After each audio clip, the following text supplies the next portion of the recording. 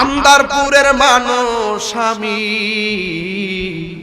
আন্দারপুরের মানুষ আমি, আন্ধার ঘরের বাসিন্দা। ও আল্লাহ, ও আল্লাহ, আমি পাপিষ্ট বান্দা। আর ওই দিন দেখলাম সিলেটের একটা শিল্পী গান গাইতে মারা গেছে, পাগল হাসান। সে দেখছি তার মার কাজ করতেছিল। গই আছে না, গই খুব মায়া লাগছে দেখতে ভাই। গই আছে না লাঠির মধ্যে, স্টিকের মধ্যে গই যে বদে, ওর আম্মার গই।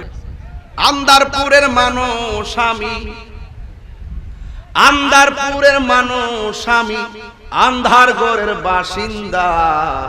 ও আল্লাহ, ও আল্লাহ, আমি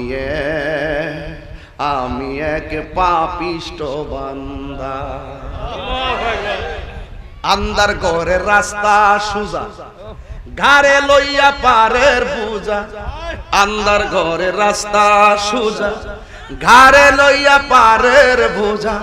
আল্লাহ রাসূল মুর্শিদ বুঝা, আল্লাহ রাসূল মুর্শিদ বুঝা। পাগল মনের দান্দা গো। ও আল্লাহ, ও আল্লাহ, আমি এক পাপিষ্ট বান্দা। আন্দারপুরের মানুষ আমি,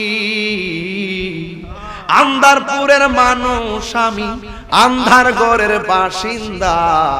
ও আল্লাহ, ও আল্লাহ, আমি পাপিষ্ট বান্দা। আমি কি মনে করি এটা অর্থটা কত, কি মনে করেন? নাজাতের জন্য এটি তো যথেষ্ট। কথা কোন ঠিক কিনা? আন্ধার ঘরের রাস্তা সোজা, একদম ডাইরেক্ট বললে কই যাবে না?